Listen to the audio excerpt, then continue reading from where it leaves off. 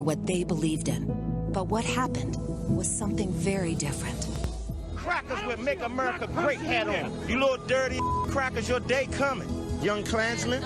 Look at that Make America Great Again hat. Social media, the news, and even celebrities launched a campaign of persecution that was completely false against a boy in a Make America Great Again hat.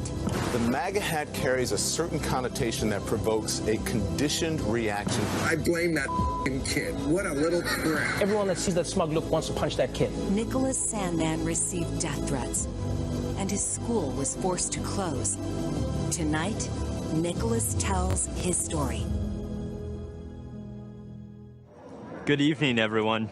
My name is Nick Sandman, and I'm the teenager who was defamed by the media after an encounter with a group of protesters on the steps of the Lincoln Memorial last year.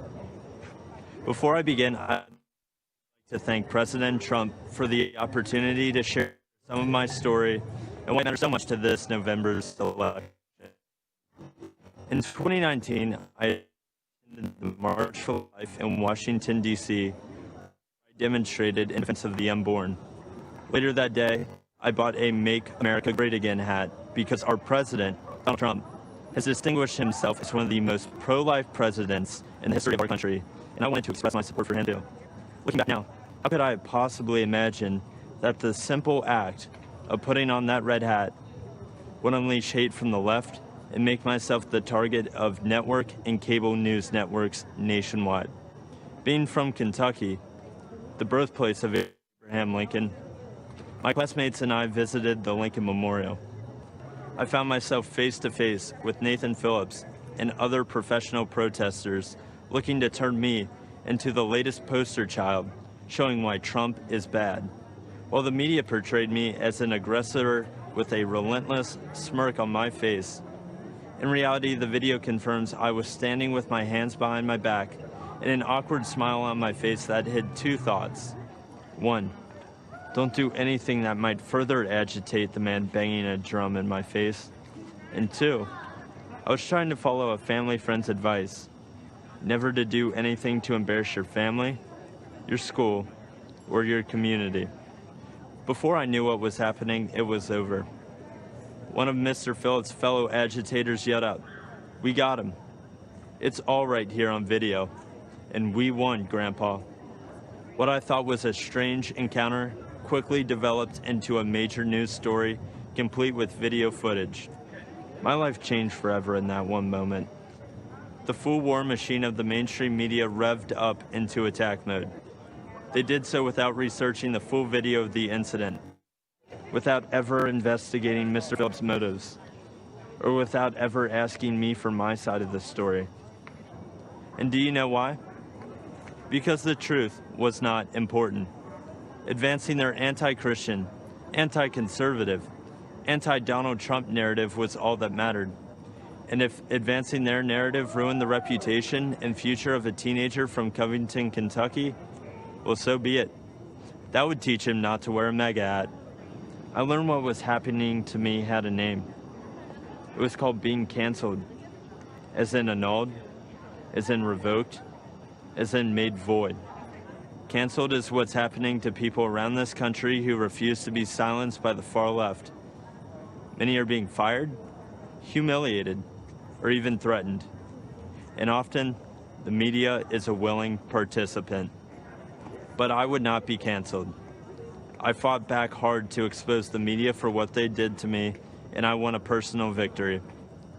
While much more must be done, I look forward to the day that the media returns to providing balanced, responsible, and accountable news coverage. I know President Trump hopes for that too. And I know you'll agree with me when we say that no one in this country has been a victim of unfair media coverage more than President Donald Trump. In November, I believe this country must unite around a president who calls the media out and refuses to allow them to create a narrative instead of reporting the facts. I believe we must join a president who will challenge the media to return to objective journalism. And together, I believe we must all embrace our First Amendment rights and not hide in fear of the media or from the tech companies or from the outrage mob either. This is worth fighting for. This is worth voting for. And this is what Donald Trump stands for. Thank you all for listening to me tonight. And one more thing. Let's make America great again.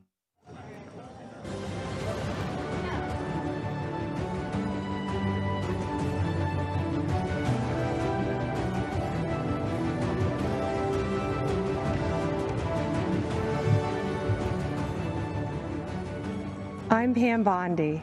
Our party's theme tonight is America, the Land of Opportunity. And listening to the stories of discoveries and deliverance, you can't help but be proud to call this country home. But for Joe Biden, it's been the land of opportunism, not opportunity. As a career prosecutor and former Attorney General of Florida, I fought corruption, and I know what it looks like, whether it's done by people wearing pinstripe suits or orange jumpsuits. At the Democrats' convention, we were told to look at Joe Biden as the model of integrity. But when you look at his 47-year career in politics, the people who benefit are his family members, not the American people. Let's take a closer look. We all know about Joe's son, Hunter Biden. A corrupt Ukrainian oligarch put Hunter on the board of his gas company, even though he had no experience in Ukraine or in the energy sector. None. Yet he was paid millions to do nothing. He only had one qualification that mattered. He was the son of the man in charge of distributing U.S. aid to Ukraine. And recently reported information revealed that a few months after Hunter Biden joined that corrupt company's board, the Obama-Biden State Department began doing business with them, even when it remained under investigation for corruption. And it gets worse. That very same company was being investigated by a Ukrainian prosecutor. Joe Biden, the Vice President of the United States, threatened to withhold aid to Ukraine unless that same prosecutor was fired. And then he was fired. Hunter only resigned from that board just before his dad announced his campaign for president. Now let's talk about China. Fact: Joe Biden flew to China on Air Force Two with Hunter along for the ride. They said he was just there as a family member, but we know that's untrue. In Beijing, Hunter didn't just go sightseeing. He had meetings with his Chinese bank partners. Hunter even arranged for his dad to meet with one of the partners. 10 days later, those Chinese communist bankers approved millions to go to Hunter's firm. And those bankers work for the Chinese Communist Party, which oppresses their people, cheated American workers for decades, and covered up a deadly virus. To this day, Hunter controls a 10% stake in that firm. And Joe Biden's done more than look the other way on China. He said, "The Chinese aren't our competition.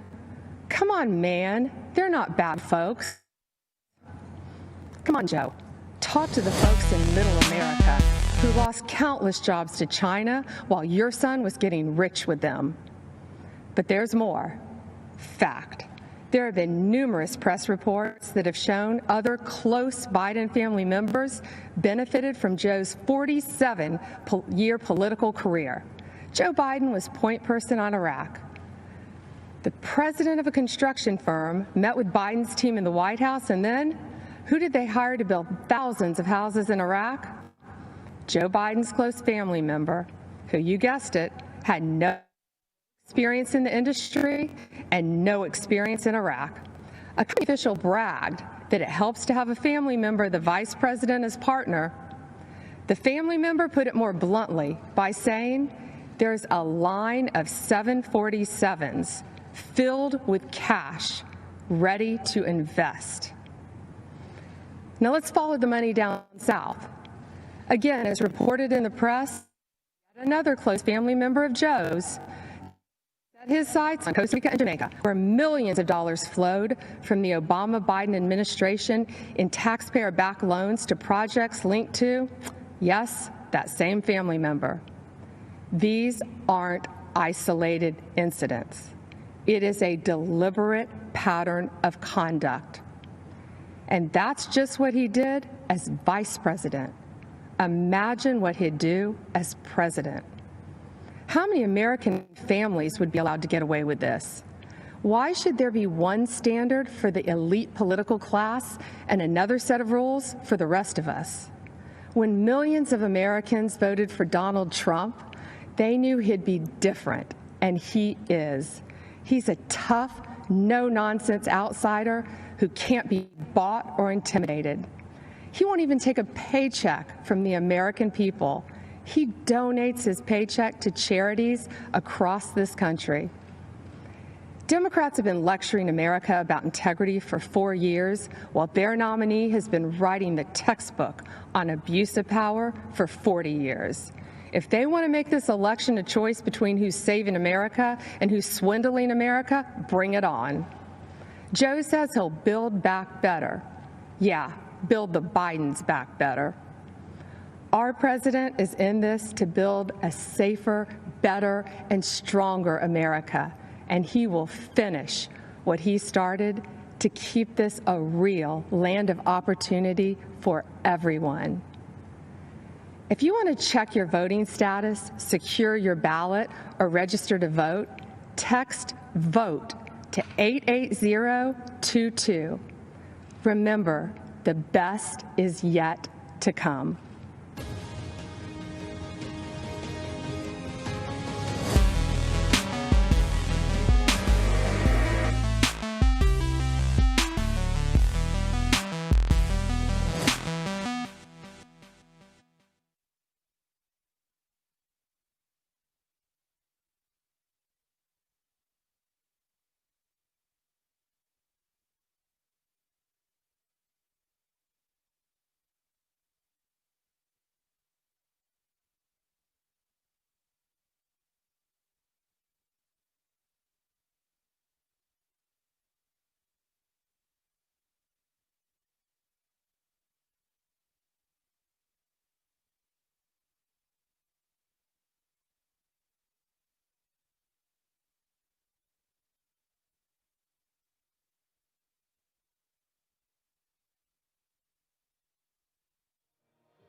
Mostly because he speaks to them as if they can handle and tackle all issues.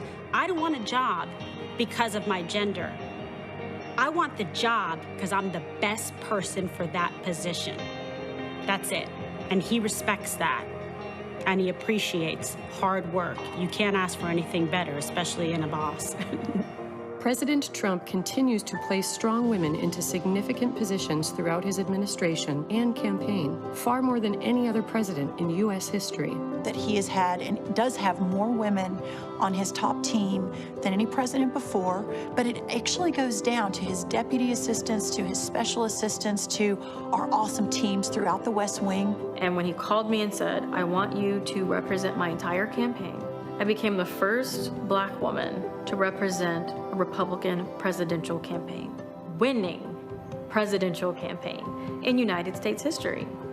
Throughout his career, Trump has always touted family first as a core value. He shows this especially with his choices of press secretaries, choosing Sarah Sanders, the first mother to become a press secretary, Stephanie Grisham, the first single mother to serve as press secretary, and Kayleigh McEnany, who transitioned into the job while also transitioning into the job of mom.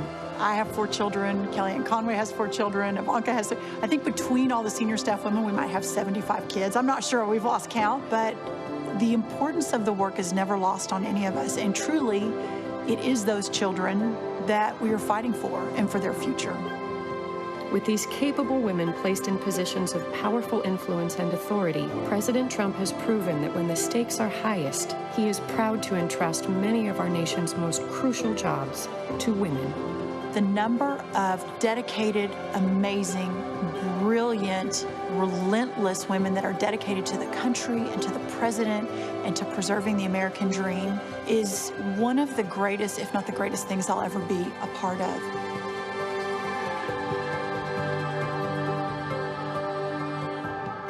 Only the president would say, let's take that stay-home mom and have her run the party. What a smart guy.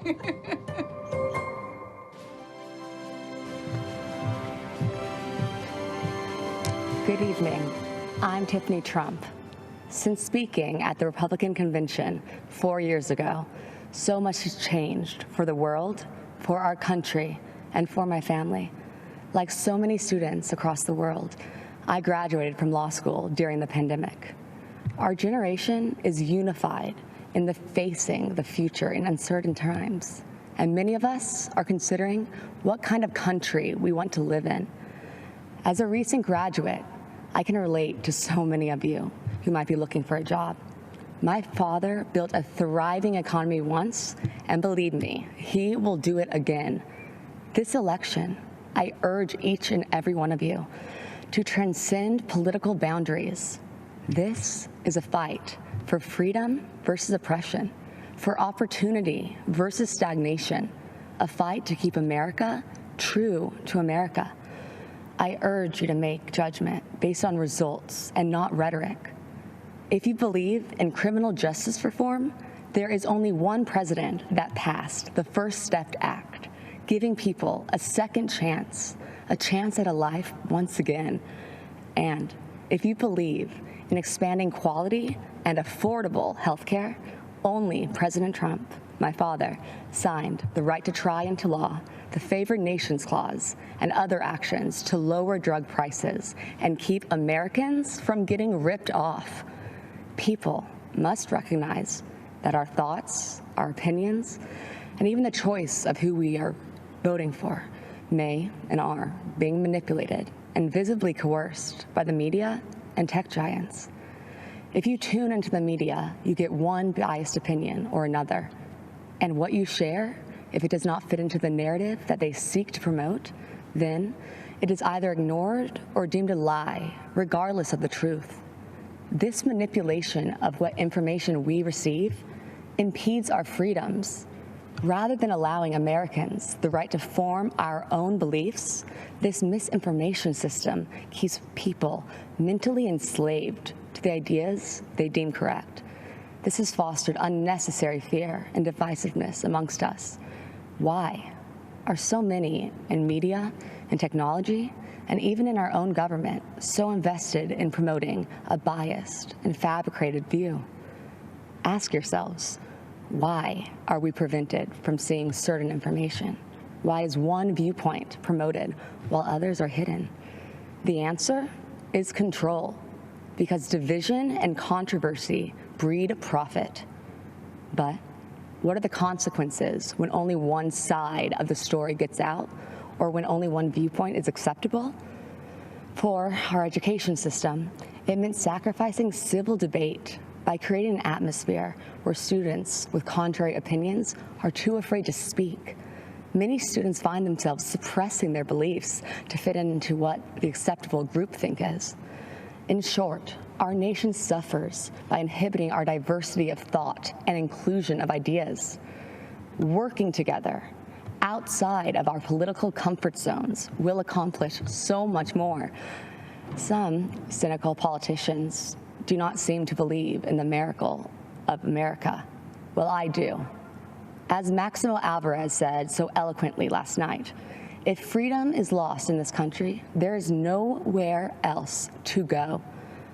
Having hope is not weakness, and believing in miracles is a gift from God. So tonight, I want to tell you the uncensored truth of what we believe in. We believe in equality of opportunity. We believe in freedom of thought and expression. Think what you want. Seek out the truth. Learn from those with different opinions, and then freely make your voice heard to the world. We believe in school choice because a child's zip code in America should not determine their future. We believe in freedom of religion for all faiths, and we believe in the American spirit, a country founded on ideas, not identity, a country where our differences are embraced, and the only country where the word dream has been attached to it. Because in America, your life is yours to chart. So if you're hearing these things and thinking to yourself, that is the kind of country that I want to live in, well, whether you realize it or not, you are a Trump supporter. I encourage you to see beyond the facade that so many other politicians employ. They mask themselves in disguises of decency as they try to pressure us to mask our own identities and beliefs. My father is the only person to challenge the establishment, the entrenched bureaucracy, big pharma, and media monopolies to ensure that Americans' constitutional freedoms are upheld and that justice and truth prevail. My father does not run away from challenges, even in the face of outright hatred, because fighting for America is something he will sacrifice anything for. He dreams big dreams for our country, and he is relentless at achieving them. You see, Make America Great Again is not a slogan for my father. It is what drives him to keep his promise of doing what is right for American citizens. The energy of change and opportunity is with us. God has blessed us with unstoppable spirit, his spirit, the American spirit. My dad has proven to be driven by that spirit. He has demonstrated his faith and his uncompromising heart and actions. My father has made me believe that America can truly be great again. If you care about living your life without restraints, about rebelling against those who would suppress your voice and building your American dream, then the choice in this election is clear.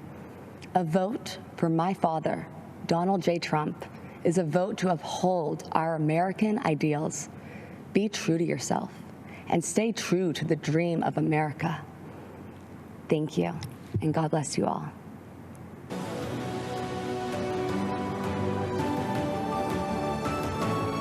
I'm Kim Reynolds, Governor of the great state of Iowa. I love this state, and I'm so proud to serve its people. Iowa truly is a land of opportunity. It's the birthplace of the computer, it's a landmark of the financial services industry, and as so many of you already know, it's filled with farmland that feeds and fuels the world. It's also home to people who care for one another, who work hard, who love this country, and are truly grateful for the freedoms it provides. As I like to say, Iowa is one big small town. Neighbor helping neighbor is in our DNA.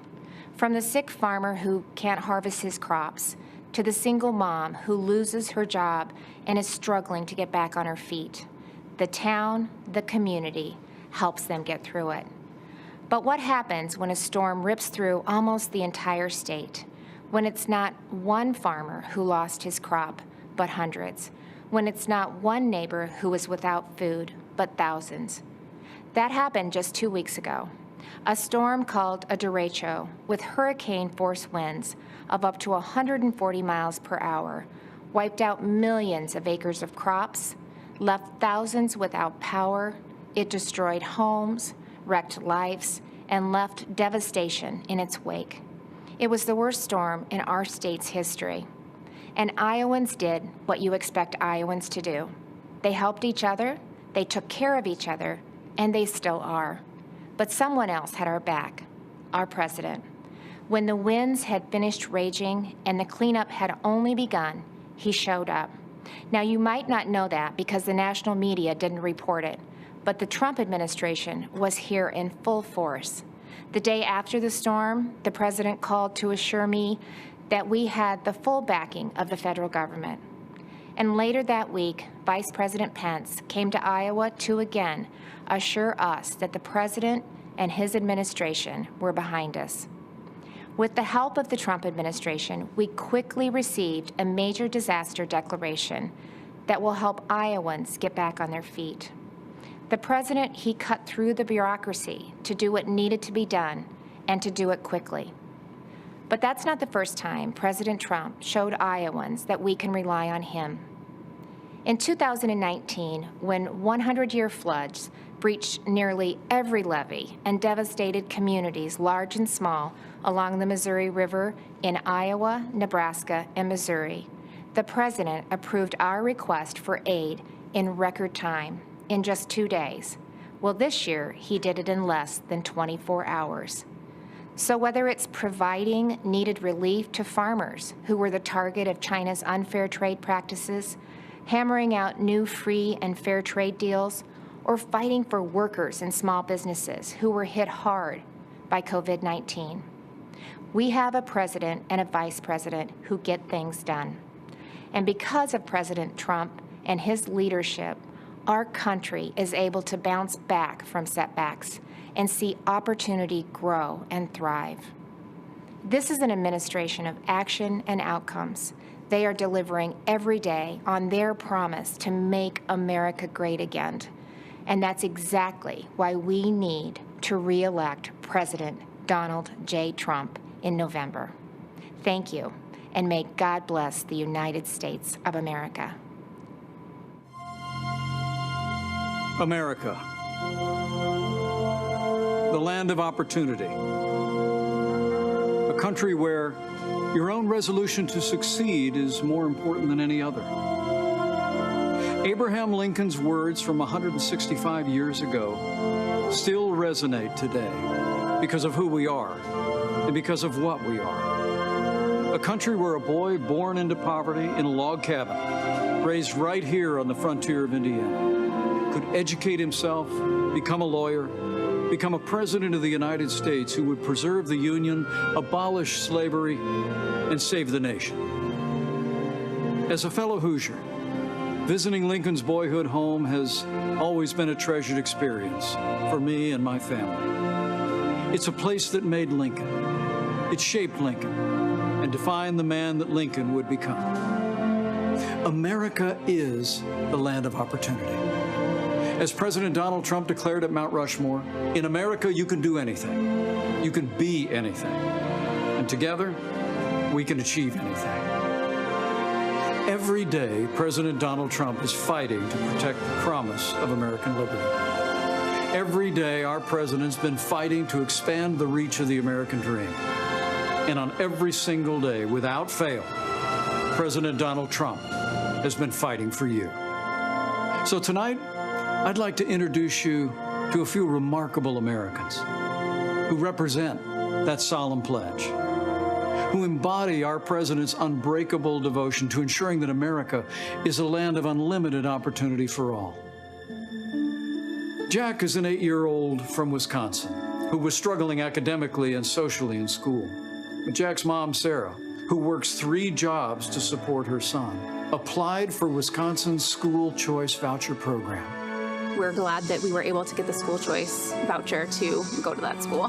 With Jack, he would have slipped through the cracks in public schools, and having the option to go to a school that fits him has been a real game changer for us. And I know that because of that opportunity that he's going to succeed and he's going to achieve that goal of being an apparatus engineer, if that's what he chooses to stick with.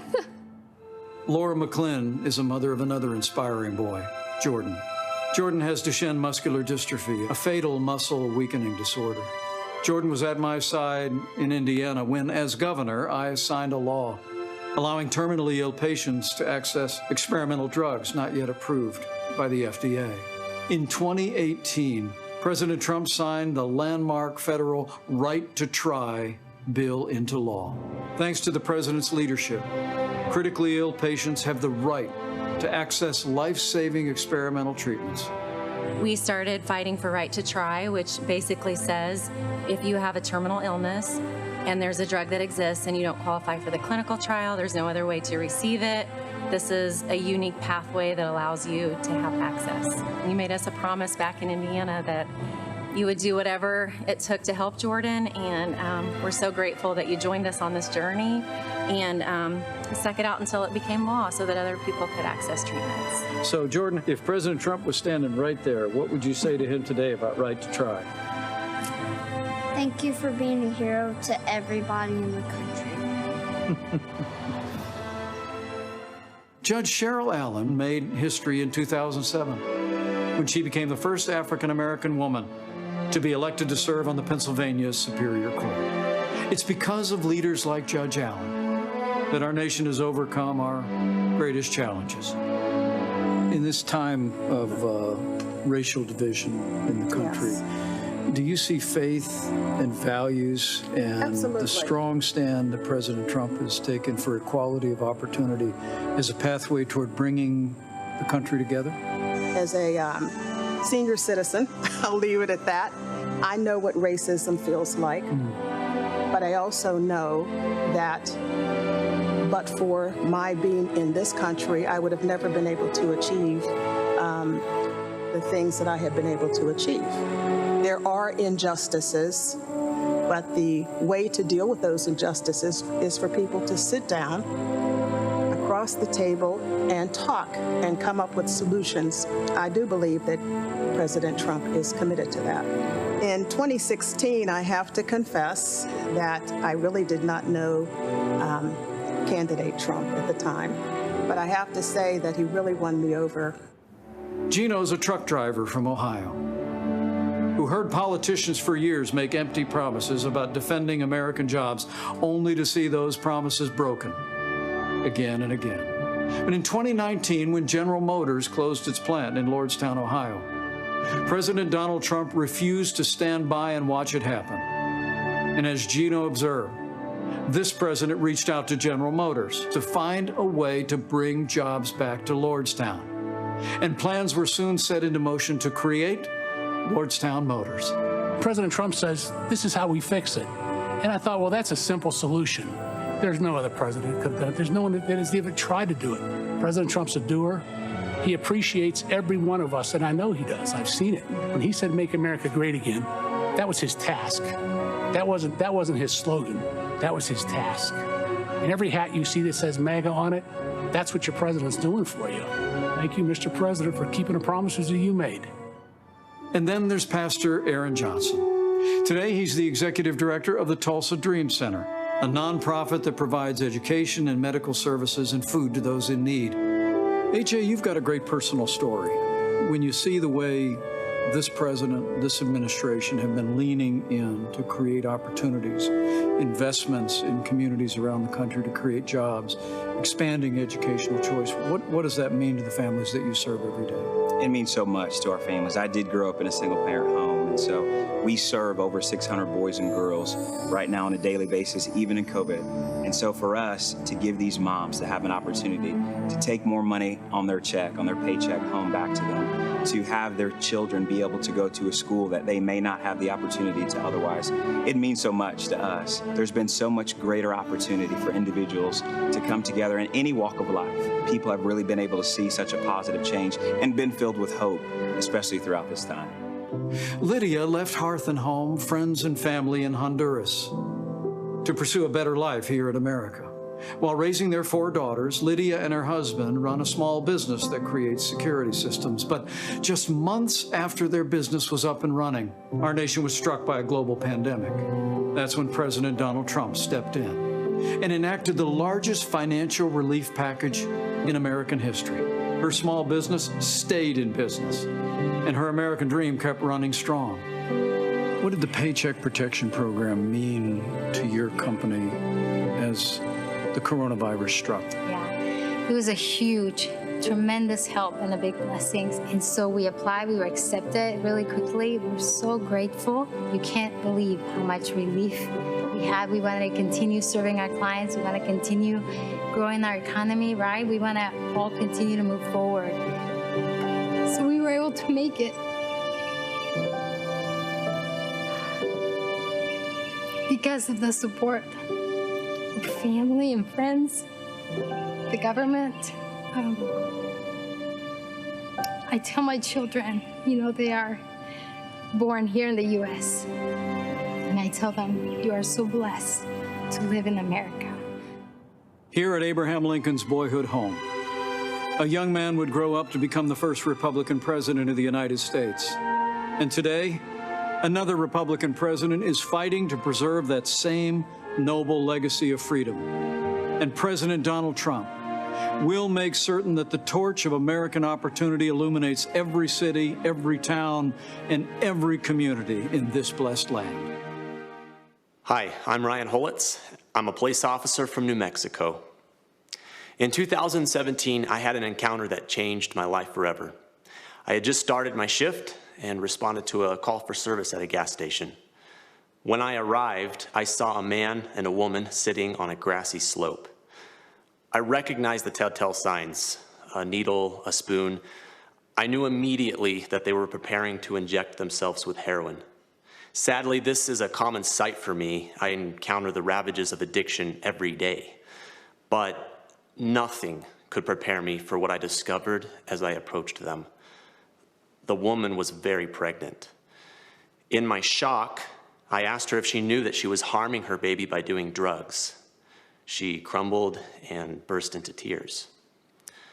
Two worlds collided as I knelt down beside her.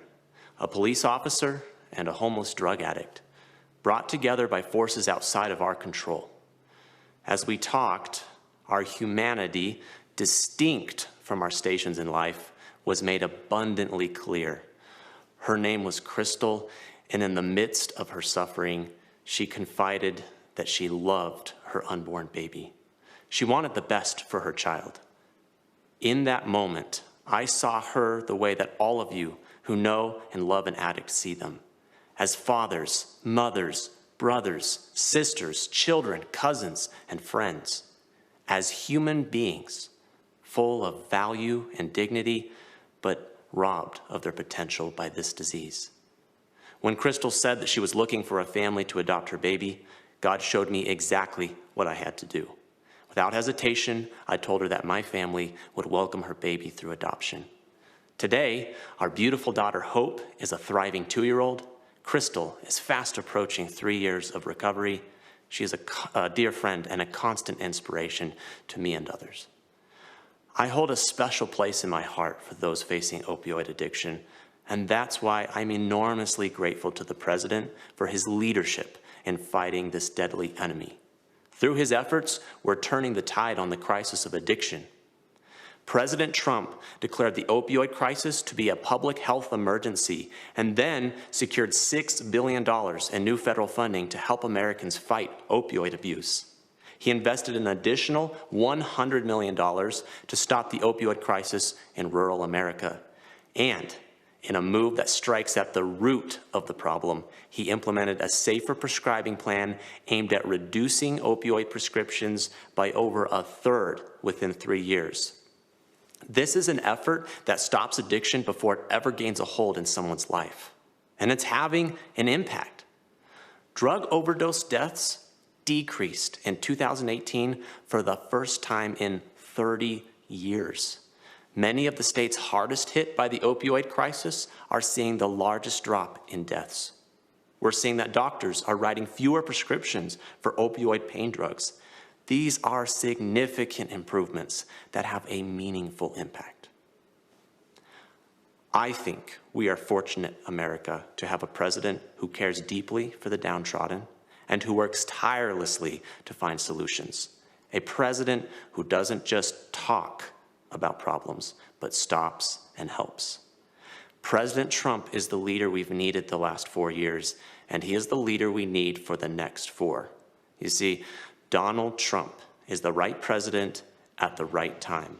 Let's make sure. All right, here I am. We are live with the first ever Daily Wire all access, all nude burlesque. Oh, no, wait, sorry. This is the Republican National Convention crap. All right, we can live with it. Please go on. We're going to be reading the comments of All Access members over at dailywire.com. So come on over and join All Access today. If you use the code ACCESS, you get 20% off. And please go on the youtube.com/Andrew Klavan. I'm like 300 subscriptions away from hitting 100,000, 300 plus subscriptions away from hitting 100,000, after which I think they have to give me a pony. So please go on and do that right away. Joshua says, keep your clothes on, Klavan. You don't know what you're missing. I've been watching the last 10 minutes of this, and yeah, I was trying to think whether I should come on and talk to you guys or just shoot myself in the foot. But we'll listen to what's going on. Hello, Jacob says hello, Klavan, Lord of the Multiverse, inside your head and bald-headed wonder. I was wondering, why can't Democrats admit that Trump is an evil orange man bad? Because then they lose the election. That's all they got. That's it. There are no leftists in Cleveland. We love you. Well, I love you too, Robert. Thank you guys for coming on. Always like seeing you. Should we listen? Who is this? Do we know? Does anybody know who this is? No, nobody knows. But bring her up. Let's hear what she's saying. Reagan warned, if we lose freedom here, there's no place to escape to. Somebody asked what my shirt says. It says, save the Cleveland. Have never been spoken. Americans have a choice. We can go down a dark road of chaos and government control, or we can choose the path of freedom love from Iowa. and Thank opportunity that was paved by those who sacrificed everything to preserve the American dream for future generations. I have faith that Americans will choose the right path. In 2016, our country yearned for a leader who would work tirelessly to jumpstart our economy and fight for hardworking Americans. Lieutenant Governor of Florida, says Since Brian. day one, All right, so that's, President Donald Trump has put America first. His pro-growth, pro-jobs agenda has ushered in historically please don't low let Biden unemployment, win. Without America, there's nowhere record else job creation, freedom. Yeah, higher and certainly wages, make and rising home Canada a ownership. lot less interesting. The president is fighting to rescue American I love my jobs save and the Cleveland. industries for places I don't know. like Do we need? Ohio, Well, let her talk. All right, Pennsylvania, we'll hear what and she Puerto has to Rico. say. Jobs that were needlessly shipped overseas. He's defended our Clearly, religious here's from freedom, Matt. Clearly, Cleveland won the debate last week like with Ben on Colombia, FB Utilities. and shown unwavering resolve So he while gets because he gets those confronting backstage tyrants in with countries like Melania speaking. Venezuela, Yeah, no, I mean, of course, I want to self-evident what I was saying. Let us join our president in his vow that Brandon, America Cleveland, I will need a correct never answer. be What positive a human socialist rights should country. humans have? There are no positive rights. This is the right to be left Supporting our alone, president right to do what you requires want, action. right to be who you Join are, me right to say tonight what you have to say. and text People vote stop picking. to You have no rights. You have no rights to 88022. cost somebody else money. Continue to You have no rights to support somebody our else's money. Commander-in-Chief, who has a bold agenda that safeguards the rights and freedoms protected under our Constitution. Lieutenant Governor of Florida, I'm being Today, told. more than ever, that means supporting our men and There's women in not law enough flags. enforcement and our heroes in They should just uniform. keep piling them on. You can't see her anymore. It's the eyes, coming out from the flag. They never do exciting stuff like this. Like I was hoping when they had Nick Sandman on, they would just have an Indian drummer stand and pound in his face and try to intimidate him. Destroy the innovation, see what he could do. economic vitality, and freedoms we They're not hold so funny. dear. Come on. They should be funny. As a daughter of immigrants, Trevor says, I'm now 299 subscribers away from 100,000K. That's right. It's youtube.com/Andrew Clavin. of the state of Florida, it is my distinct privilege to share my story, which is really your story, and the story of a nation that has opened its doors, lifted its people, and yielded success in a way only the United States of America can. Every time I say friends of the founding, dead men don't wear flags. Friends of Carlotta. For President Donald J. Change the Trump, name. Should we change the name of Carlotta or the protecting founding? our republic. And so one day, our children can proudly tell the story of what our generation did but I stayed up to this defend East the Coast. values Well, how of could you miss faith, the Lieutenant Governor of Florida? I mean, how often do you get to? and freedom. Thank you. May God bless each one of you, and may God bless the United States of America. We love it. Have a great state of Florida, full of crazy people and alligators. That's Florida. There's Florida's crazy people. And that lady, that's why her eyebrows were moving. She was saying, please get me out of the United States. Oh, the President of the United States. Well, I'll listen to this.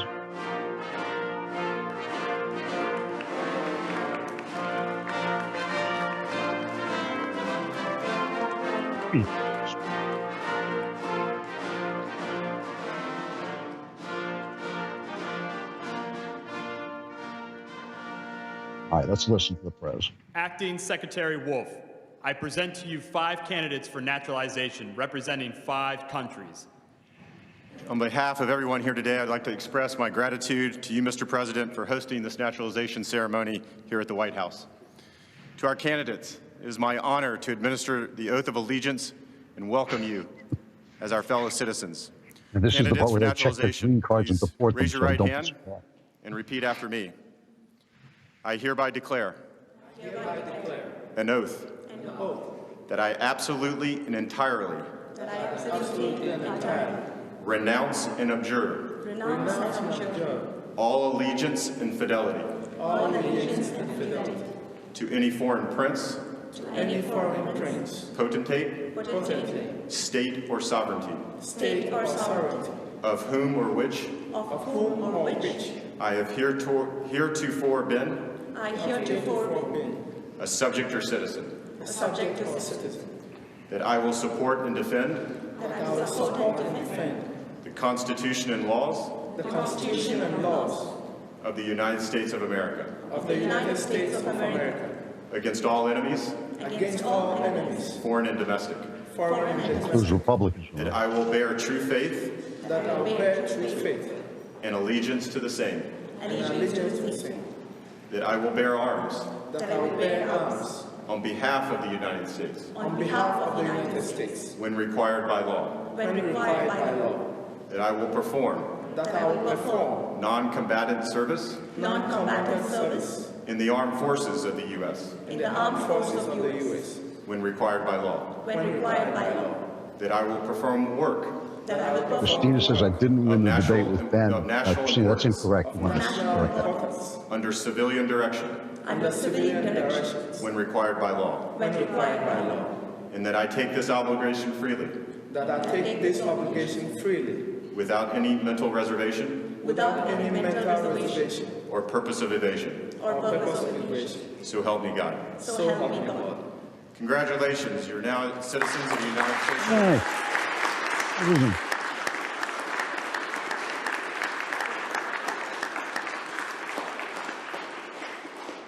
On behalf of the Department of Homeland Security, it is my honor to call you my fellow Americans. Mr. President, I want to again commend you for your dedication to the rule of law and for restoring integrity to our immigration system. Thank you for hosting such a patriotic celebration here at the White House today.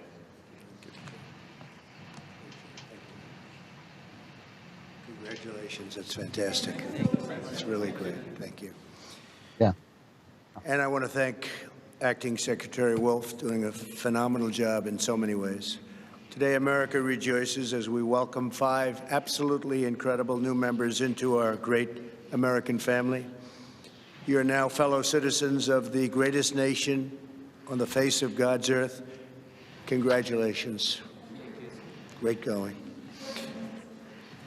You followed the rules, you obeyed the laws, you learned your history, embraced our values, and proved yourselves to be men and women of the highest integrity. It's not so easy. You went through a lot, and we appreciate you being here with us today. You've earned the most prized, treasured, cherished, and priceless possession anywhere in the world. It's called American citizenship. There is no higher honor and no greater privilege, and it's an honor for me to be your president. Thank you very much. At this time, I'd like to recognize the 5 new citizens who join us today. I got to say, it is so nice to hear a little patriotism, just a little bit. Alcazar is from Bolivia and has been a lawful permanent resident of the United States since 2013. It really looks like a tonic. Hi, Robert. He and his wife are raising 3 beautiful children. In 2017, Robert achieved the dream of starting his own business, a construction company that now employs 5 workers. Robert says, I love this country. I want to respect the law. America has helped me so much in life. Robert, thank you very much for your devotion. Thank you for the opportunities to the United States. Well, thank you, and good luck with that company. Soon you'll have hundreds of employees, I think, right? It will. Could happen. It will. Rima Gideon is from Lebanon and is the proud mother of 3 children. Rima speaks English, Arabic, and French, and earned a degree in psychology. In other words, she can figure me out. She now works as a daycare teacher in Virginia. Rima says, I feel blessed to be a loyal citizen of the greatest country in the world, a country that has given me the opportunity of a lifetime to realize my potential and my dreams. Rima, congratulations. It's really great. Thank you. Well, that's very good. Thank you very much. I appreciate it. Sudha Sundari Narayan is a phenomenal success, born in India, came to the United States 13 years ago. Sudha is a talented software developer, and she and her husband are raising two beautiful, wonderful children, the apples of your life, right? Yes, they are. Well, thank you very much, and congratulations. Fantastic job. Thank you. Nehmet Abdelzim Awalo Said is from Sudan, and that's a beautiful name, and has been a lawful permanent resident since 2012. She is the married mother of three beautiful children, earned a master's degree and PhD in animal nutrition from the University of Wyoming, great place, great state, and she is a trained veterinarian. She's also worked as a substitute teacher for the Alexandria Public School since 2004. That's fantastic. Well, Daivat, thank you very much, and congratulations. It's my honor to be with you. Thank you. Thank you very much. Salah Abdul Samad has been looking forward to this day since he arrived in the United States from Ghana in 2015. Am I still off? Salih speaks 5 languages and works the medical field. Salih says that the American citizenship means everything to me in my life. It cannot be measured or quantified. I have the chance to work hard and succeed in life, to know that I am in the safe what do you country think the leftist like version America. of this would sound like? That really is something, because I know they There'd be have a lot my more back. people, right? And they'd have crept into the country over the border. Fantastic job. Be like 5,000 people, all illegal. With the rights and freedoms each of you now enjoys as citizens, there is no dream beyond your wildest reach, because Americans can do anything. Today, you have also accepted the profound duties and responsibilities that come with American citizenship. By swearing the oath of allegiance, each of you has entered a sacred and unbreakable covenant with our nation. You have pledged your undying loyalty to the American people, the American Constitution, and the American way of life. The history and heritage of the United States are now yours to preserve and pass down to the next generation. Our culture, our traditions, and our values are now yours to uphold and live by. The rights so dear to every American, granted by us and granted by God, and enshrined in our glorious Bill of Rights, are now yours to support, protect, and defend. As citizens, you're now stewards of this magnificent nation, a family comprised of every race, color, religion, and creed. This is like such basic United stuff. by the You bonds never of hear love, we are from one people, sharing one home, saluting one great American flag. Congratulations again to all of you. May God bless you, and may God bless our great country, America. Loretta says the sad thing is these people are better educated in civics as new citizens than most of us born citizens. It's absolutely true. I mean, it's absolutely true. And certainly anybody who works for CNN to get in, they should be should be sent out. Good evening, America. When I stood on this convention stage 4 years ago, no one fully understood the historic change that was about to take place. We could all feel it. Something was happening. A movement was forming just below the surface. I love the this forgotten line. Man and woman. You think of the what do I think of the hullabaloo over Mike Pompeo speaking from Jerusalem is legitimate criticism? Absolutely not. Absolutely not. First, we were ignored. They should be 100% our allies. They've done a great job. Then they fought us, and then together we won. From that moment forward, America came first. America started winning again. Says of my argument, my debate with Ben, I enjoyed the mostly peaceful disagreement you guys had. In the view of the radical Democrats, Brian Clavin and Knowles won the is the debate. source of the God world's King was at problems. a loss by the end of it, and Ben As a was result, nitpicking. they believe the only path forward That is is to exactly erase right. history and forget the past. They want to destroy the Art monuments says, of our I'm too dumb to know who won the debate. I just enjoyed feeling smart for an hour. Me too. That's burn the basically stars what and stripes that represent patriotism and the American dream. They want to disrespect our national anthem by taking a knee while our armed forces lay down their lives every day to protect our freedom. Travis says, Lord Clavin, why is Nazism right wing? It's the mustache. It's like you never see left. One nation under God. Only right wingers The wear the Democrats mustache. want to defund and disrespect our law enforcement.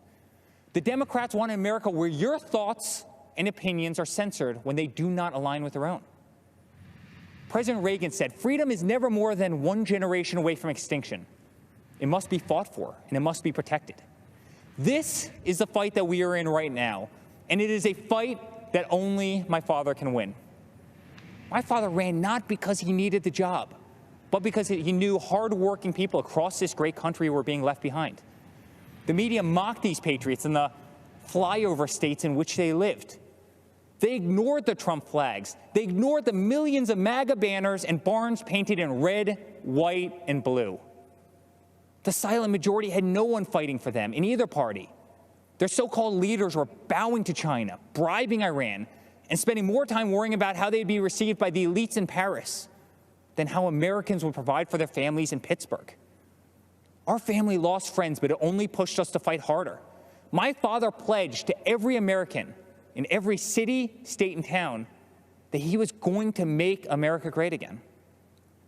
And so began the Great American Comeback. Almost immediately, taxes were slashed, regulations were cut, and the economy soared to new heights, heights never seen before. Wages went through the roof. Unemployment reached historic lows, especially for Black Americans, Hispanic Americans, and women. Trade deals were ripped up and renegotiated. Lights were turned back on in abandoned factories across our country. Trillions of dollars were repatriated back to the United States, which had been sitting in foreign lands for far too long. Once again, America became the envy of the world. And with that renewed strength came leverage. The president demanded that our allies pay their fair share for the defense of the Western world. My father rebuilt the mighty American military, adding new jets, aircraft carriers. He increased wages for our incredible men and women in uniform. He expanded our military defense budget to $721 billion per year. America was no longer weak in the eye of the enemy. The moment President Trump ordered special forces to kill some of the deadliest terrorists on the planet, the day the mighty Moab was dropped on insurgent camps, is the day America took a stance to never be defeated by the enemy. Al-Baghdadi, Soleimani, dead. Over and over, issue after issue, the economy, the wall, the military, trade deals, tax cuts, Supreme Court justices, VA hospitals, prescription drugs, school choice, right to try, moving the embassy to Jerusalem, peace in the Middle East. Never-ending wars were finally ended. Promises made and promises for the first time were kept. Most politicians spend their entire careers in Washington, D.C. and get absolutely nothing accomplished. For example, Joe Biden. Joe Biden is a politician who has been in government for 47 years. He's a career politician who's never signed the front of a check and does not know the slightest thing about the American worker or the American business, the engine which fuels the greatest economy the world has ever known. The same politician who has been a total pushover for communist China and someone who would be a giant relief for terrorists who now spent years running, hiding, and being taken out by the most talented military known to man. Joe Biden has pledged to raise your taxes by $4 trillion. 82% of Americans will see their taxes go up significantly. Biden has pledged to stop border wall construction and give amnesty and health care to all illegal immigrants. Biden has pledged to defund the police and take away your cherished Second Amendment. My father, on the other hand, delivered the largest tax cuts in American history, knows if you do not have a border, you do not have a country, and will always support law enforcement and your right to keep and bear arms. Every day, my father fights for the American people, the forgotten man and woman of this country, the ones who embody the American spirit. All right, we're having some technical difficulties here. That's why I wasn't talking there for a minute. Skyline. It built the I hope that hasn't stopped you from going over the YouTube channel and subscribing to the Andrew Clay It will send Americans YouTube channel, getting me up to 100,000 subscriptions. The American spirit can be felt in the majesty of the Grand Canyon, the shadows of Mount Rushmore, and the stillness of the air at Gettysburg. It can be seen in the wide-eyed wonder of every American child as they take their first Darius says Ben and Drew debate was a riot and Knowles went up in flames. The world has ever known. That's why we're here. We're here to send Knowles up. It defeated communism, and in 68 days, it will defeat the empty, oppressive and radical views of the extreme left. Ronald Reagan's quote ends with this simple warning. One day we could spend our sunset years telling our children what it was once like in the United States where men and women were free. Under President Trump, freedom will never be a thing of the past. That's what a vote for Donald Trump represents. It's a vote for the American spirit, the American dream, and for the American flag. To the law enforcement officer who's being attacked, betrayed, and whose job they are trying to make extinct, my father will fight for you. Elizabeth, subscribe. Way to go. You should all be subscribing. Be crazy subscribing. If I can read your notes. Liberties, my father will fight for you. To the voiceless, shamed, censored, and canceled, my father will fight for you. To our farmers who work dawn to dusk to keep our plates full, my father will fight for you. To every single mother and father, to our veterans, our coal miners, and to the American worker, my father will fight for you. And to every proud American who bleeds red, white, and blue, my father will continue to fight for you. In closing, I'd like to speak directly to my father. I miss working alongside you every single day, but I'm damn proud to be on the front lines of this fight. I'm proud of what you're doing for this country. I'm proud to show my children what their grandfather is fighting for. I'm proud to watch you give them hell. Never stop. Continue to be unapologetic. Keep fighting for what is right. You are making America strong again. You are making America safe again. You are making America proud again. And yes, together with a forgotten man and woman who are finally forgotten no more, you are making America great again. Dad, let's make Uncle Robert very proud this week. Let's go get another 4 years. I love you very much. God bless you, and God bless the United States of America. All right, if you're listening to this, but you're not an all-access member, you're not getting the nude burlesque show that we're playing simultaneously. So become an all-access member. You won't really get a nude burlesque show. But if you come to dailywire.com and join, use the code ACCESS, you'll get 20% off, and then we can see your comments and I can talk to you, which I love doing. And please don't forget to subscribe to youtube.com/Andrew Klavan. Get me up to 100,000. Then YouTube has to be nice to me. I don't know what they do. What do? They give me like a party or something. Here's Danielle, says a recent All Access member too. Best money I ever spent, right? Fact check, true. Trump Jr. says, JD says, Trump Jr. is also hilarious. I loved watching him talk to Crowder. He's a funny guy. I was on with Crowder the other day. Crowder has gotten really, really funny. I remember when I first started working with Crowder, he was so crazy. I wasn't sure whether he was funny or needed to be scraped off the ceiling, but now he does great. Elijah Klavan, what's your favorite scotch? Macallan 12. I love Macallan 12. I mean, the older ones are great, interesting. Sometimes for my birthday, my wife will buy me some of the special blends. So, not blends, the special cask stuff. But the Macallan 12 is right in my wheelhouse. Where I'm at today. I truly believe that my kids are going to look up to me one day. It's just... Alex, what can actual conservatives do better in this scary cancel culture? I can't speak out on social media for fear of being canceled from friends and family. Speak out politely. But if you want to save the country, you can't be afraid. You can't be afraid, you know? I mean, we all lose stuff here. This is the real fight. When people are coming up to people in restaurants and telling them they have to give a black power salute or be terrorized, you can't be too afraid. Is this Melania? We're setting up Melania? Zebulon says it's amazing for such a horrible, bad orange man. He raised some amazing kids. Andrew says, which argument with Ben was more intense last week or when you told him you were voting for Trump? And see, the thing is, on the show, he had to let me get a word in edgewise. Until I was voting for Trump, it was just like being machine gunned. But I was right. I'm older and wiser than he is. You know, he's an incredibly smart guy, but I'm older and wiser than he is. I'm always right. Klavan just does all access to brainwash his fans. He's got me washing his car, said Shane. Thank you, Shane. And don't forget the tires. You got to, no, never mind.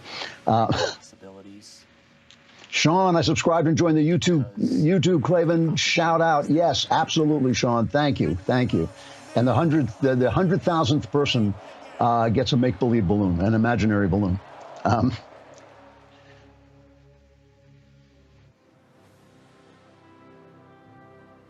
All right. We have gotten like 200 new subscribers. We need like 100 more. So come on. If you haven't done it yet, you are going to go to... Do you want to go to hell for this? I mean, you're going to say, I did everything right. And they're going to say, yeah, but you didn't subscribe to the YouTube channel. That's all eternity in flames. You do not want that. Raised in Kentucky, just a few miles from Abraham Lincoln's birthplace. Our first Republican president believed in what's your favorite cigar? I love that. Self-reliance. Knowles is such a dishonest, horrible fellow, and he brings me Cubans. I love those. There's some who don't what's called a fat Churchill. I love the fat Churchill. Angels of our shared American history, as they tear down the statues of people like Ulysses S. Grant, Frederick Douglass, and even Mr. Lincoln himself. Lincoln said, "Any nation that does not honor its heroes will not long endure." And for Republicans, our heroes are those who propelled an imperfect nation ever forward, always striving to make life better for everyone. Even as anarchists mindlessly tear up American cities while attacking police and innocent bystanders, we Republicans Daniel Cameron, Attorney General of Kentucky. I got to say something. Obviously they want to see diverse faces and all this stuff. But for black guys to become patriots like this, it is incredibly moving, because they do have to put some history aside. They have to put some history out of their mind. They have to show grace. They have to show forgiveness. They have to show genuine Christian values. They are like a genuine addition to the Republican Party, and we should love on them, because they really have to do something in their heads to get past the stuff that's being sold to them, but also the real stuff that's happened to black people in this country. It's all real. It's just past, and it's a beautiful thing that it's past. But I think it's a great thing when these guys say, you know what, I embrace this country. I love this country. It's genuinely moving. It's like it's not to be scoffed at by Republicans just because we disagree with the other side so much. No matter who we are, everyone needs a cup of coffee. Ryan says, hey, Clavin, who's the most accomplished First Lady and the most popular First Lady to you? Well, obviously, I remember Jackie Kennedy was incredibly beloved and admired, but I think George W. Bush's wife, Barbara, that's the mom. So the question is, Laura Bush, yeah. I was in the White House. I saw Laura Bush. She was an incredibly classy woman. Just a really terrific person, really nice person. Invited me to the White House to read, and it was great. Who can't be trusted to think for themselves. Allison, how do you describe all of Dawn to Decadence to a left where they start screaming? It's a big book. Just smack them with it. Maybe something that'll get into their head. And their broad shoulders. I also think about Joe Biden, who says, if you aren't voting for me, you ain't black, who argued that Republicans would put us back in chains, who says there is no diversity of thought in the black community. Mr. Vice President, look at me. I am black. We are not all the same, sir. I am not in chains. My mind is my own. And you can't tell me how to vote because of the color of my skin.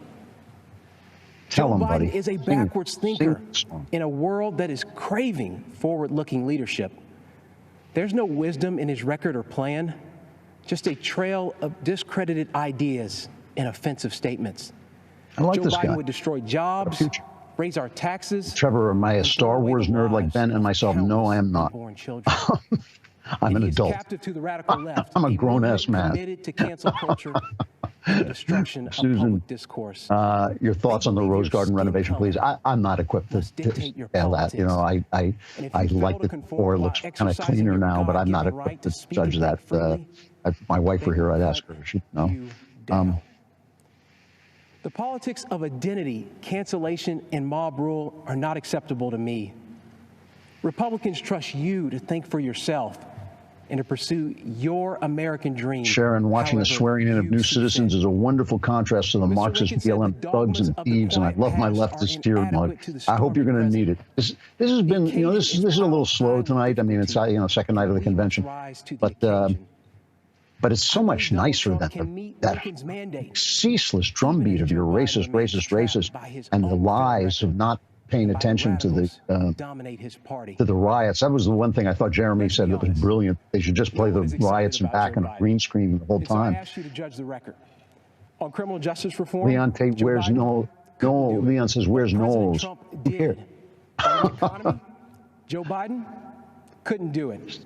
But President Trump Stephen says the new build an burlesque show is like the diamond-encrusted leftist tears tumbler. I kept especially promising. minorities, and he will do it again. And on immigration, Joe Biden promises more to illegal immigrants than he does to you. But President Trump believes his highest duty is to the American worker. The choice is clear. Let me close with something my mom told me. This country's many faces comprise a family, not separate parts to be Says divided Clavin's no better against than each other. BLM trying to force us to subscribe to YouTube. I think it's worse than Hitler, right? I mean, it's just like Hitler. Hitler did that. He did it in German, so it's hard to know. YouTube, my channel, YouTube. But you had to do it, and otherwise, he came after you. I'm a lot nicer. I'm just recommending that you put me over the top. Fairness they A lot represent. of people calling for that burlesque. We're defenders of life and of individual liberty, and we carry the mantle of Eisenhower and of Reagan to be a force for good in Alex, this subscribe world, to YouTube. Thank you, one that buddy. must always be reckoned with. That's my Republican Party, the party Jesus of says, Lincoln. I think it's been a month since I got all access, and it's the best money I've ever spent because we need to save the Klavan. Nobody said this at the convention yet. Nobody's talked about saving the Klavan. And that's why I am voting for Donald Trump for president. Thank you, and God bless. I like that guy. He's got stuff. 100 YouTube subscribers away. There he is. Speaking to you from beautiful Jerusalem, looking out over the old city. I have a big job as Susan's husband and Nick's dad. Susan and Nick are more safe, and their freedom's more secure because President Less than Trump has put 20 his America subscribers First away, vision I'm being into told. action. Come on, guys, It let's may not go. have made him popular in every foreign capital, but it's worked. Crawl. President Trump understands what my Scrape great your fellow way. Kansas President Eisenhower said. For all that we cherish and justly desire for ourselves or for our children, the securing of peace is the first requisite. Indeed, the primary constitutional function of the national government is ensuring that your family and mine are safe and enjoy the freedom to live, to work, to learn, and to worship as they choose. Delivering on this duty to keep us safe and our freedoms intact, this president has led bold initiatives in nearly every corner of the world. This guy is China, one of the best he's things pulled about back this the curtain administration. on the predatory aggression And of the Barr. Chinese Communist Party. The president has held China accountable for covering up the China virus and allowing it to spread death and economic destruction in America and around the world. And he will not rest until justice is done. He has ensured that the Chinese Communist Party spies posing as diplomats in America are jailed or sent back to China. And he has ended the ridiculously unfair trade arrangement with China that punched a hole in our economy. Those jobs are coming back home. In North Korea, the president lowered the temperature and against all odds got the North Korean leadership to the table. They got No in a coma. nuclear tests, no Forgot long-range about missile that. tests. Is there nothing Trump can't do? Americans held captive in North Korea came home to their families, as did the precious remains of scores of heroes who fought in Korea. Today, because of President Trump, NATO is stronger, Ukraine has defensive weapon systems, and America left a harmful treaty so our nation can now build missiles to deter Russian aggression. And in the Middle East, when Iran threatened, the president approved a strike that killed the Iranian terrorist Qasem Soleimani. This is the man most responsible for the murder and maiming of hundreds of American soldiers and thousands of Christians across the Middle East. But a steer religious too, skull. That when the president took office, radical Islamic terrorists had beheaded Americans, and ISIS controlled a territory in the size of Great Britain. Today, because of the president's determination and leadership, the ISIS caliphate is wiped out. It's gone. Its evil leader, Abu Bakr al-Baghdadi, is dead, and our brave soldiers, they're on their way home. The president exited the U.S. from the disastrous nuclear deal with Iran and squeezed the Ayatollah, Hezbollah, and Hamas. The president, too, moved This the is the U.S. best Embassy speech so to this far. very city of This is God, so Jerusalem, the rightful capital of the Jewish homeland. And just 2 weeks ago, the president brokered a historic peace deal between Israel and the United Arab Emirates. This is a deal that our grandchildren will read about in their history books. You know, as a soldier, I saw firsthand people desperate to flee to freedom. The way each of us can best ensure our freedoms is by electing leaders who don't just talk, but who deliver. An American hostage, imprisoned in Turkey for 2 years, Pastor Andrew Brunson, said upon his release that he survived his ordeal with these words of Scripture: "Be faithful, endure, and finish well. If we stay the course, we will." May God richly bless you, and may God bless our great nation, the United States of America. Terrific. That was a terrific speech, full of substance and all true. Here's from Rosemarie Clavin, reading The Great Good Thing, hard to put down, the daydream kid saving the world. That was me as a kid. Me too. That was a terrific speech. More like that. Is that the Mensch? Yeah, that's the Mensch. Dave said, just stop my live feed to subscribe to your channel. Thank you very much, Dave. All right, we made it. We made it to 100K. Come on, you guys. Where's the guys with the music and the balloons? See, my staff has let me down here, folks. But there's music and balloons in my head. In my imagination, there are music and balloons. Thank you. Now we got to move to 200,000. How many does Knowles have? Does Knowles have more than me? Because, oh, that's, come on. This is injustice. You know what Martin Luther King Jr. said? He said, injustice anywhere is a threat to justice everywhere. Come on. Subscribe.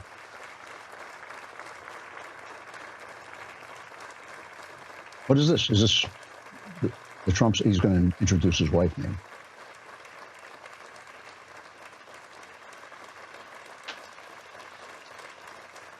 Alan says, I love the argument you and Ben had on the Backstage Live. I was on your side early on, thought you had him, but he came back and made it close. Nah.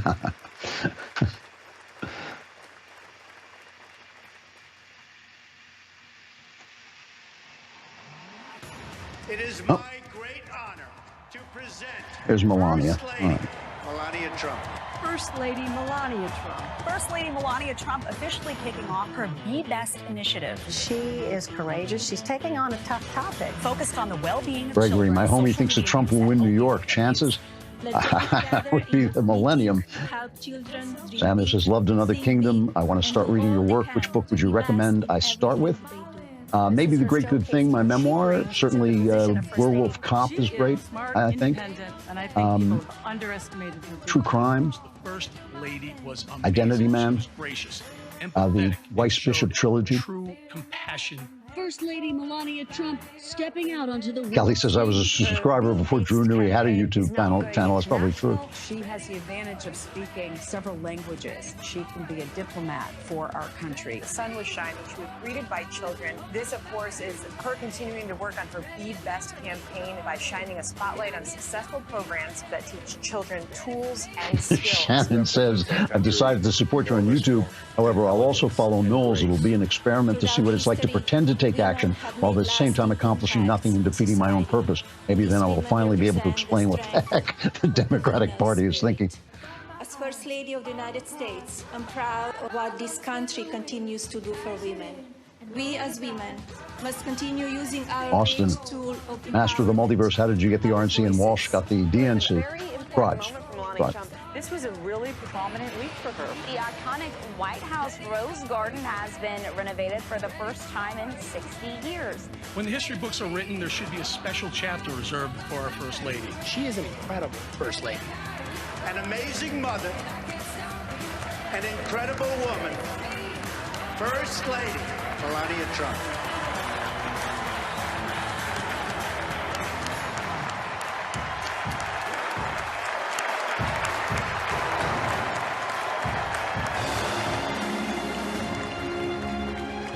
John says, what the heck is a fat Ladies church? and gentlemen, please welcome the First Lady Great of cigar. the United Cuban cigar. States, Mrs. Melania Trump.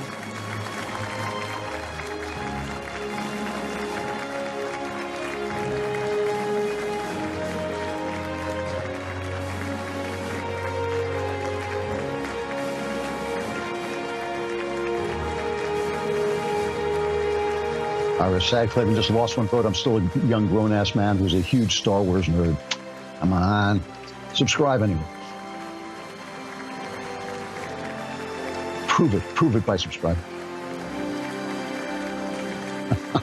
JT says, my fake German sounds like the downfall meme clip on YouTube.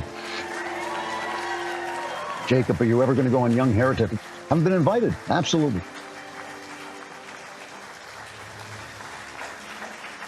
All right, let's listen to the First Lady.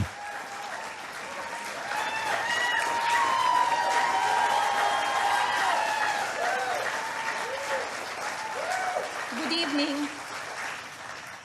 It seems like just yesterday that we were at our first convention, where my husband accepted the Republican nomination and then became our 45th President of the United States. Yet the energy and enthusiasm for who should lead this nation, it is real today as it was 4 years ago. I know I speak for my husband and the entire family when I say we have not forgotten the incredible people who were willing to take a chance on the businessmen who had never worked in politics. We know it was you who elected him to be Commander-in-Chief, and we know it is you who will carry us through again. We were humbled by the incredible support then, and we are still grateful today. I want to acknowledge the fact that since March, our lives have changed drastically. The invisible enemy, COVID-19, swept across our beautiful country and impacted all of us. My deepest sympathy goes out to everyone who has lost a loved one, and my prayers are with those who are ill or suffering. I know many people are anxious and some feel helpless. I want you to know you're not alone. My husband's administration will not stop fighting until there is an effective treatment or vaccine available to everyone. Donald will not rest until he has done all he can to take care of everyone impacted by this terrible pandemic. I want to extend my gratitude to all of the healthcare professionals, frontline workers and teachers who stepped up in these difficult times. Despite the risk to yourselves and your own families, you put our country first, and my husband and I are grateful. I have been moved by the way Americans have come together in such an unfamiliar and often frightening situation. It is in times like this that we will look back and tell our grandchildren that through kindness and compassion, strength and determination, we were able to restore the promise of our future. Businesses stepped up and volunteers stepped in. People were eager to share ideas, resources, and support of all kinds with neighbors and strangers alike. It has been inspiring to see what the people of our great nation will do for one another, especially when we are at our most fragile. Speaking of strength and determination, we recently celebrated the 100-year anniversary of the passage of the 19th Amendment. Yesterday, on the North Lawn of the White House, we unveiled an exhibit dedicated to women's suffrage. The exhibit called on children from across the country to send art honoring the meaning of this important time in women's history. When I was judging the entries, I reflected on the impact of women's voices in our nation's story, and how proud I will be to cast my vote again for Donald this November. We must make sure that women are heard and that the American dream continues to thrive. Growing up as a young child in Slovenia, which was under communist rule at the time, I always heard about an amazing place called America, a land that stood for freedom and opportunity. As I grew older, it became my goal to move to the United States and follow my dream of working in the fashion industry. My parents worked very hard to ensure our family could not only live and prosper in America, but also allows for people to arrive with a dream and make it reality. I want to take the moment to thank my mother and father for all they have done for our family. It is because of you that I'm standing here today. One of the most heavy things the left has done is not put this woman on magazine cover. She is an incredibly attractive lady. It's really small. When I was 26 years old. Living and working in the land of opportunity was a dream come true, but I wanted more. I wanted to be a citizen. After 10 years of paperwork and patience, I studied for the test in 2006 and became an American citizen.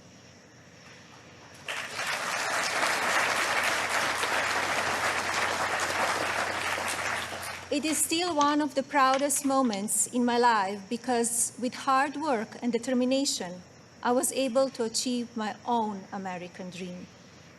As an immigrant and a very independent woman, I understand what a privilege it is to live here and to enjoy the freedoms and opportunities that we have.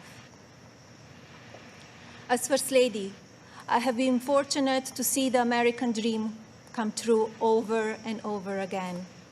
I have met many inspiring women, children, parents, and families who have overcome life-changing issues that include addiction, homelessness, family members who are ill or have passed away, abuse of all kinds, and many other challenges that would make most people give up. The past 3.5 years have been unforgettable. There are no words to describe how honored, humbled, and fortunate I am to serve our nation as your First Lady. After many of the experiences I've had, I don't know if I can fully explain how many people I take home with me in my heart each day.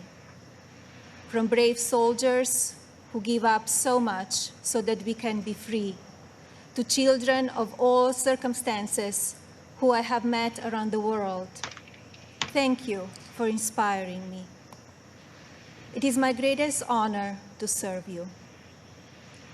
When I speak to members of the military, despite sacrificing time with their families, experience the fear of war or suffering loss, they have no regrets about serving our country. The same goes for their families and the families of first responders who often watch their loved ones walk out the door, not sure if or when they will come home. When I speak to families who have lost someone, the pain mixed with pride I hear in their voices is something I think about often. So thank you to all who serve our country in the military and as first responders. And thank you to the families who wait for them. You are all heroes in your own right. I have also been moved by the many children and families I've spent time with at hospitals, schools, and other locations around the world. Children who are dealing with pain or illness that would break even the strongest adult.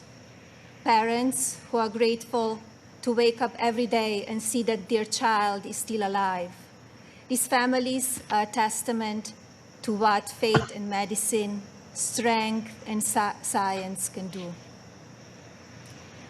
On my first international trip as First Lady, my husband and I visited places of great significance to the three major religions: Islam, Christianity, and Judaism. One special memory from that trip is of a young boy I had privilege of visiting while at Bambino Gesù Hospital in Rome, Italy. While there, I read the little boy a story and learned that he and his family had been waiting for a heart for a very long time, and he had a grim prognosis. His situation brought my staff and me to tears, and we spoke of a little else as we flew to Belgium for the next part of our trip. Upon landing just a few hours later, we learned that a heart had been donated and would be going to the little one. I think about him often, along with so many amazing and strong young patients across our own country. More profound and sadly unavoidable examples of our country's strength and character have occurred in the communities that have been impacted by natural disasters. Hurricanes, tornadoes, and flooding may show the ugly side of Mother Nature, but in their aftermath, they can show us a beautiful side of humanity. My husband and I have visited many places that have been affected by natural disaster, and we are deeply moved by the strength of the people who have lost everything and the kindness of neighbors and communities. The common thread in all of these challenging situations is the unwavering resolve to help one another. I recognize the stories I just told about people who survive extraordinary circumstances. But Donald and I are also inspired by the millions of Americans who wake up each day with a simple yet courageous goal of providing for their families and keeping them safe. You are the backbone of this country. You are the people who continue to make the United States of America what it is, and who have the incredible responsibility of preparing our future generations to leave everything even better than they found it. Just as you are fighting for your families, my husband, our family, and the people in this administration are here fighting for you. No matter the amount of negative or false media headlines or attacks from the other side, Donald Trump has not and will not lose focus on you. He loves this country, and he knows how to get things done. As you have learned over the past 5 years, he is not a traditional politician. He doesn't just speak words.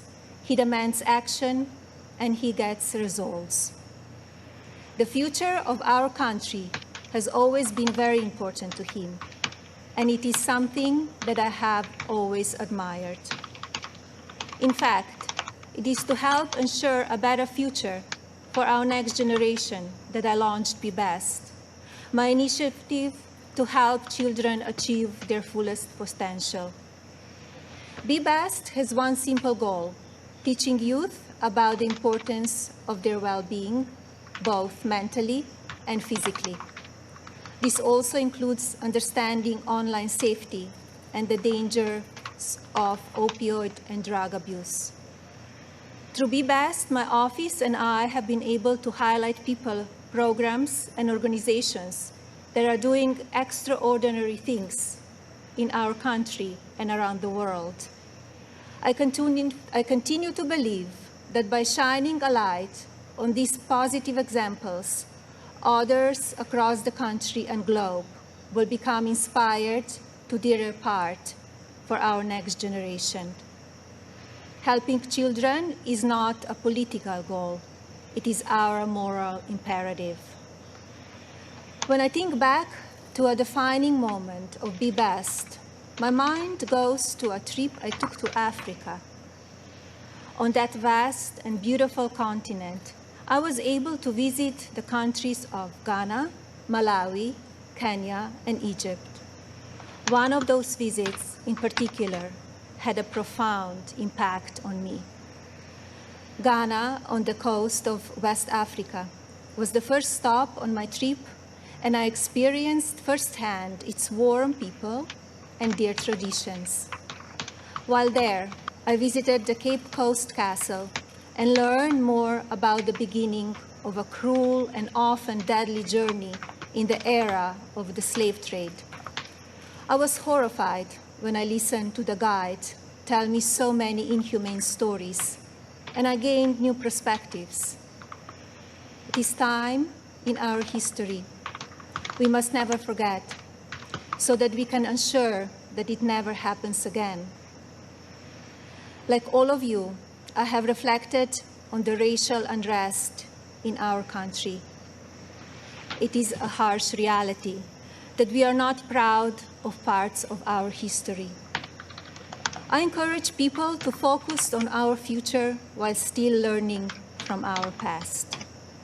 We must remember that today we are all one community comprised of many races, religions, and ethnicities. Our diverse and storied history is what makes our country strong, and yet we still have so much to learn from one another.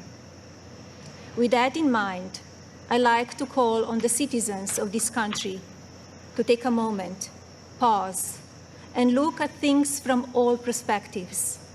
I urge people to come together in a civil manner so we can work and live up to our standard American ideals.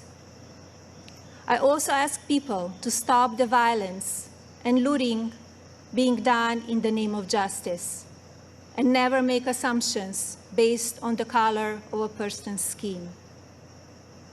Instead of tearing things down, let's reflect on our mistakes, be proud of our evolution, and look to our way forward. Every day, let us remember that we are one nation under God, and we need to cherish one another. My husband's administration has worked to try and effect change when it comes to issues around race and religion in this country. He is the first president to address a special session of the United Nations General Assembly to call upon countries across the world to end religious persecution and honor the right of every person to worship as they choose. He has made substantial investments in our historically Black colleges and universities. This president also continues to fight for school choice, giving parents more options to help their children flourish. My husband knows how to make a real change.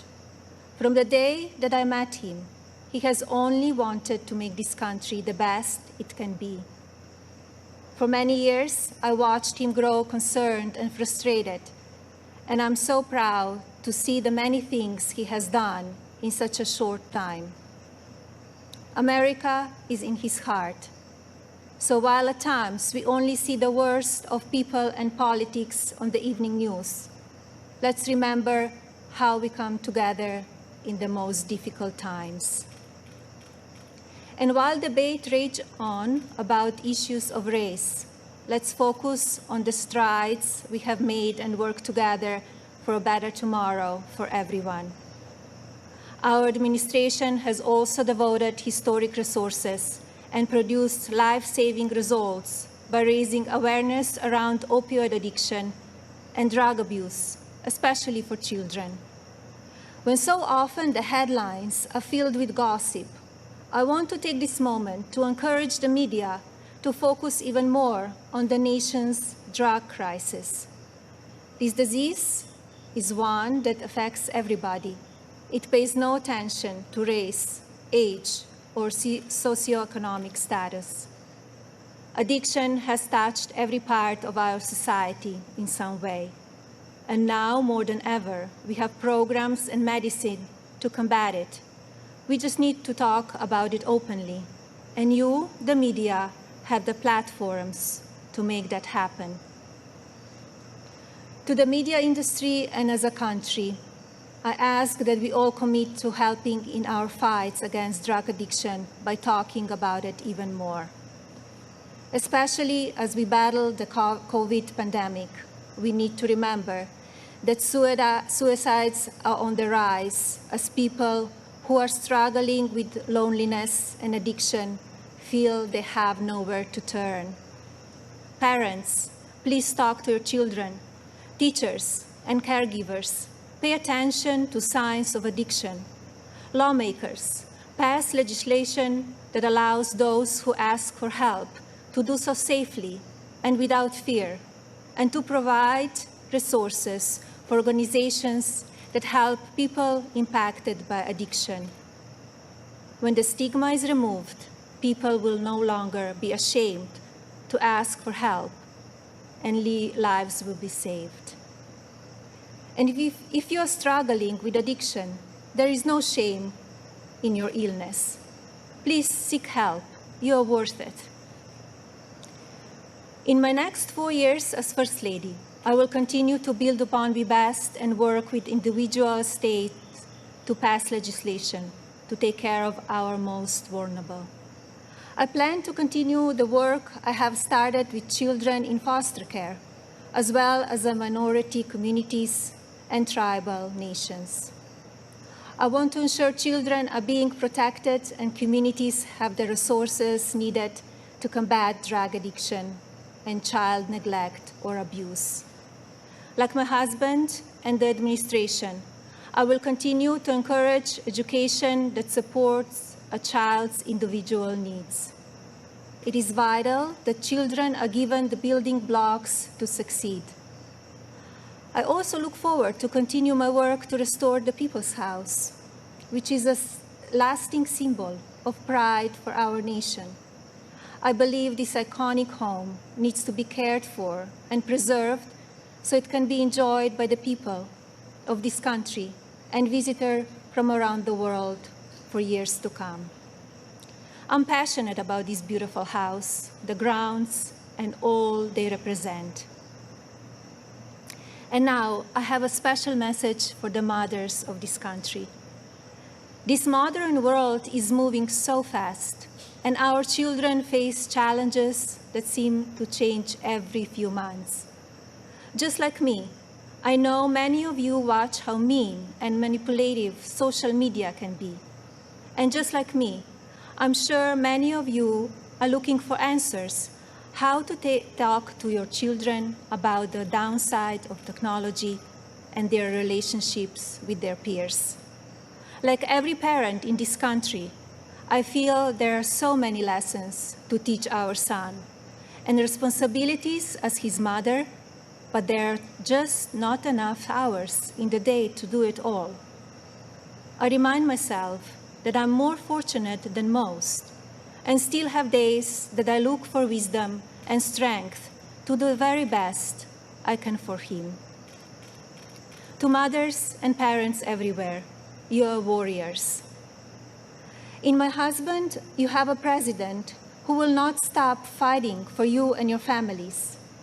I see how hard he works each day and night, and despite the unprecedented attacks from the media and opposition, he will not give up. In fact, if you tell him he cannot be done, he just works harder.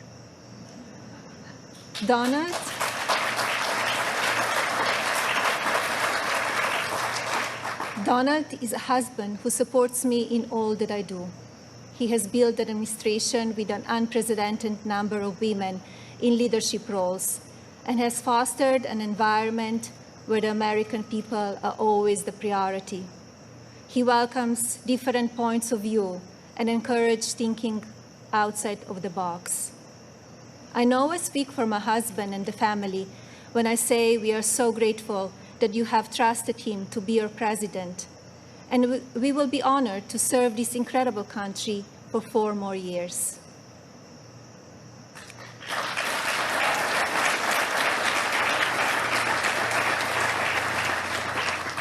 As you have heard this evening, I don't want to use this precious time attacking the other side, because as we saw last week, that kind of talk only serves to divide the country further.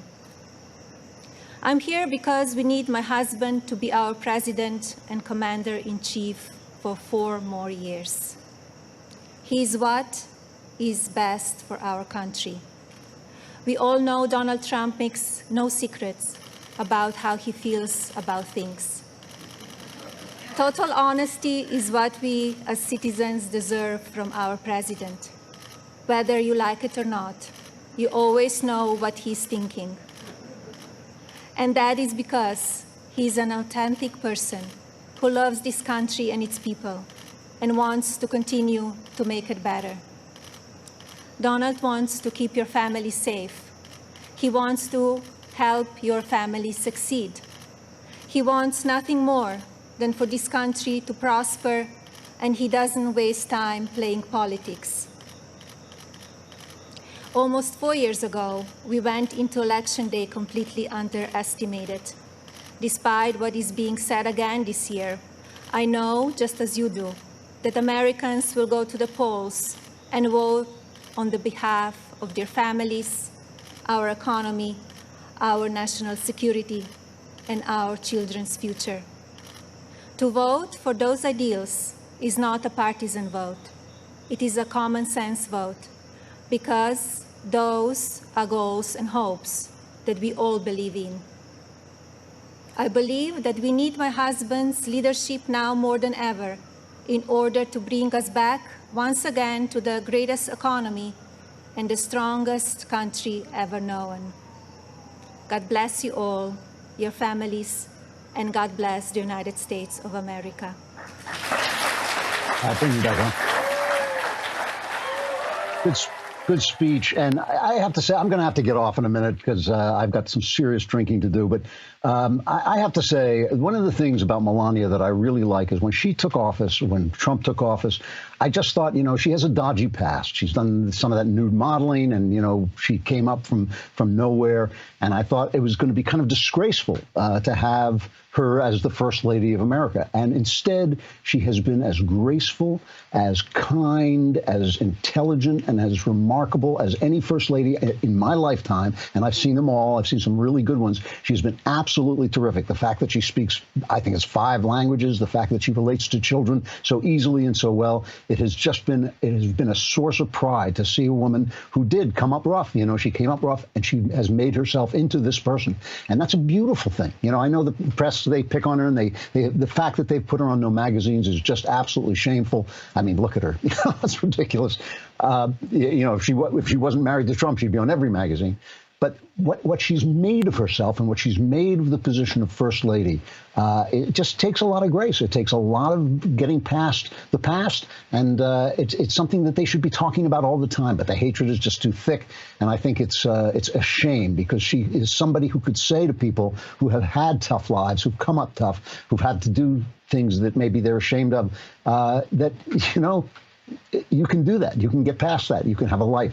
So many people I talk to, so many people who talk to me, talk about the things that have gone wrong in their lives, the mistakes they've made, and think they can't get past them. And when people do get past them, they should be honored. They should be honored for it. And she has done a remarkable, remarkable job as First Lady. I'm really proud to have her in that place. I got to cut out. But it's been great talking to you. I always love doing this. I always love hearing from you. So please become an all-access member.